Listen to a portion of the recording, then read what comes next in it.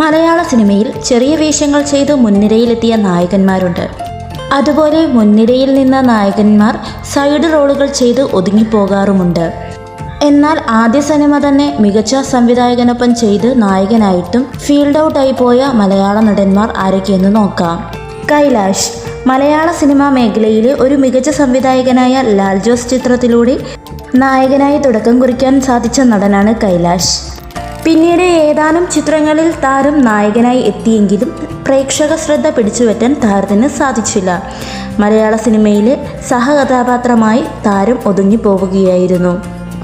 വിനു മോഹൻ ലോഹിതദാസ് സംവിധാനം ചെയ്ത 2007 പുറത്തിറങ്ങിയ നിവേദ്യം എന്ന ചിത്രത്തിലൂടെയാണ് വിനു മോഹൻ നായകനായി അരങ്ങേറ്റം കുറിച്ചത്. നായകനായി നല്ല സ്വീകാരം ലഭിച്ചുവെങ്കിലും പിന്നീട് താരം വേണ്ടത്ര ശ്രദ്ധിക്കപ്പെട്ടില്ല. മലയാള സിനിമയിലെ സഹനടനായി ഒതുങ്ങിപ്പോവുകയായിരുന്നു വിനു മോഹൻ.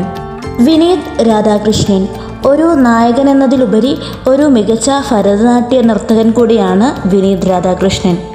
മലയാള സിനിമയിലെ മികച്ച സംവിധായകൻ IV ശശി സംവിധാനം ചെയ്ത ഇടനിലങ്ങൾ എന്ന ചിത്രത്തിലൂടെയാണ് വിനീത് സിനിമയിൽ പ്രവേശിച്ചത്. 1986 പുറത്തിറങ്ങിയ നഖക്ഷതങ്ങൾ എന്ന ചിത്രത്തിലൂടെയാണ് വിനീത് പ്രേക്ഷക ശ്രദ്ധ പിടിച്ചുപറ്റിയത്. പിന്നീട് അദ്ദേഹത്തിൻ്റെ സിനിമകൾ ശ്രദ്ധ നേടിയെങ്കിലും ഒരു ജനപ്രിയ നടനായി മാറിയില്ല. പരമാവധി മലയാള സിനിമകളിൽ അഭിനയിച്ചുവെങ്കിലും കരിയറിൽ പ്രതീക്ഷിച്ചതുപോലെ ഉയർന്നു വരാൻ അദ്ദേഹത്തിന് സാധിച്ചില്ല. നിഷാൻ മലയാള സംവിധായകൻ ശ്യാമപ്രസാദിൻ്റെ മലയാള ചിത്രം ഋതുവിൽ നായകനായി എത്തിയ നടനാണ് നിഷാൻ. സിബി മലയിലിൻ്റെ അപൂർവരാഗം എന്ന ചിത്രത്തിലൂടെ അദ്ദേഹം ശ്രദ്ധേയനായ ഒരു നടനായി. മികച്ച സംവിധായകർക്കൊപ്പം പ്രവർത്തിച്ച് മികച്ച പ്രേക്ഷക ശ്രദ്ധ നേടാൻ സാധിച്ചുവെങ്കിലും നിഷാൻ ഫീൽഡ് ഔട്ടായി പോവുകയായിരുന്നു.